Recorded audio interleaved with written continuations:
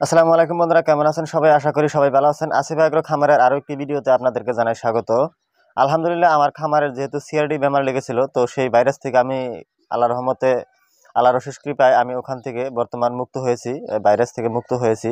যে বেমারটি আমার খামারে লেগেছিল, তো আমি খুবই চিন্তিত ছিলাম যে না জানি কি হয়ে যায় খামারের। তবে আল্লাহর রহমতে আমার খামারে কিন্তু একটি বাচ্চাও আল্লাহ দিলি মারা যায়নি। তবে যে কয়টা বাচ্চা আছে, তো দুইটা বাচ্চার একটু হালকা হয়েছিল, কিন্তু যাই হোক ওষুধ খাওয়ানোর পর বর্তমান অলরেডি সুস্থ আছে, খুব ভালো আছে। আর এদেরকে এখন আমি দানা পানি দেবো দুপুরের সময়, তো দেখবেন এরা কি পরিমাণে দানা পানি খায়। কিন্তু মাঝখানে যে সময়টা ছিল, তো সেই সময়টাতে একদমই এরা দানা পানি খেত না। দানা পানি না খাওয়ার কারণে কিন্তু একদম শুকিয়ে গেছিলো। আর যেহেতু অ্যান্টিবায়োটিক ওষুধ খাওয়ালাম সিআরডির, তো সেই ওষুধগুলো খাওয়ালে মুরগি আরও একটু খিনিয়ে যায়, মানে ওয়েটটা কমে যায়। তো সেই জন্য বর্তমান আবার যে পরিমাণ খাইতেছে, তো আলহামদুলিল্লাহ খুবই দ্রুত এরা আবার ওয়েটে আসবে আর খুব সুন্দরভাবে ওজনটা দিবে। আল্লাহ পাকের অশেষ কৃপা যে এই সময়টাতে একটু রোদ দেওয়ার কারণে হয়তো আমি ওষুধগুলো ঠিকঠাক মতো খাওয়াইছি আর নিজেও একটু মেহনত করেছি, যার কারণে হয়তো খুব দ্রুত এই বেমার থেকে আমি মুক্তি পেয়েছি। আমি কিন্তু খুবই চিন্তিত ছিলাম, কারণ আমি একজন নতুন খামারি। এর আগে আমার খামারে এরকম বেমার দেখা দেয়নি। সিআরডি নামের এই বেমারটি এখন অব্দি আমার খামার কখনো দেখা দিয়েছিল না। তো তারপরে যখন এইভাবে নতুন করে বেমারটি দেখা দেয়, তো আমি অনেকের কাছে শুনেছি সিআরডি বেমার নাকি মুরগির জন্য সবচেয়ে ভয়ানক একটি বেমার, যে বেমারটি লেগে গেলে মুরগি ঘোরানো খুবই মুশকিল হয়ে যায়। কিন্তু যাই হোক, খুব একটি বেমার লেগছিল না আমার খামারে, খুবই কম পরিমাণে বেমারটা লেগেছিল। কিন্তু আমি খুব দ্রুত এদেরকে ওষুধ খাওয়াই আর নিজে একটু মেহনত করি, পুরো খামারটা পরিষ্কার করি। যারা হয়তো আমার ভিডিওগুলো নিয়মিত দেখে থাকেন, তারা হয়তো বুঝবেন যে আমি কি পরিমাণ মেহনত করেছি এই সিআরডি লাগার কারণে। তো যাই হোক, আল্লাহ পাকের অশেষ কৃপায় আমি যে বেমারটি থেকে মুক্তি পেয়েছি, এটাই হলো সবচেয়ে বড় কথা। সিআরডি বেমারটা লাগাতে যেহেতু আমি অল্প খুবই চিন্তিত ছিলাম যদিও প্রথম দিকে, কিন্তু এখন অবধি মনে হচ্ছে না যে সিআরডি বেমারটাতে লাগাতে আমার কিছু একটু সুবিধা হলো, যে আমার এখন থেকে কি পরিমাণ সতর্কতার সাথে মুরগির খামার করতে হবে আর কিভাবে মুরগির খামার করলে যে সিআরডিটা লাগবে না, আর যদিও লাগে তখন আমার কি করা উচিত বা কি করলে খুব দ্রুত আমি এই বেমার থেকে মুক্তি পাবো। তো এটা একটু আমার কাছে ভালো হয়েছে যে আমি এই বেমারটা দেখতে পেলাম। তো কিগুলো লক্ষণ হয়, তো লক্ষণগুলো আমি বুঝলাম যে মুরগির খামারে সিআরডি লাগলে কিরকম করে মুরগি, তো এই বিষয়টাও একটু বুঝলাম। তো এটা সবচেয়ে বেশি ভালো হয়েছে আমার জন্য। পরবর্তী সময়ে আমার এরকম আর হবে না।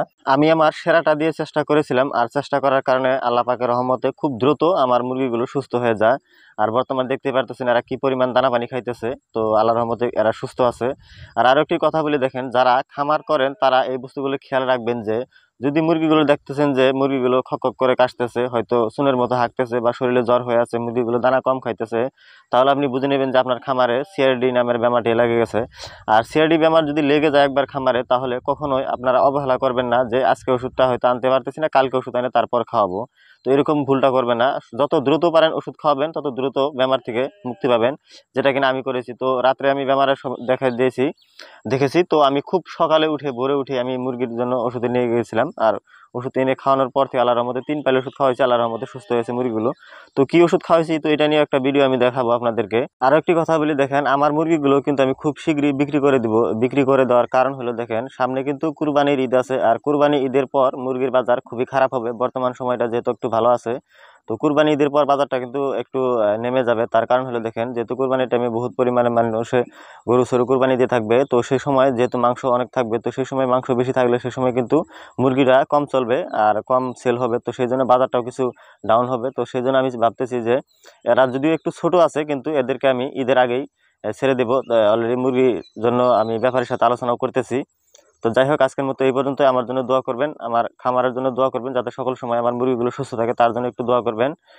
আর আরও একটি রিকোয়েস্ট হলো আপনাদের কাছে, যারা এই পর্যন্ত আপনারা আমার এই আসিফ এগ্রো নামের ইউটিউব চ্যানেল এবং ফেসবুক পেজটি ফলো এবং সাবস্ক্রাইব করে রাখেননি, তাদেরকে অনুরোধ করবো প্লিজ আসিফ এগ্রো নামের ইউটিউব চ্যানেল এবং ফেসবুক পেজটি ফলো এবং সাবস্ক্রাইব করে রাখবেন। আর যারা করে রেখেছেন তাদেরকে জানাই অসংখ্য ধন্যবাদ। তো আজকের মতো এই পর্যন্তই। আসসালামু আলাইকুম ওয়া রাহমাতুল্লাহি ওয়া বারাকাতুহু।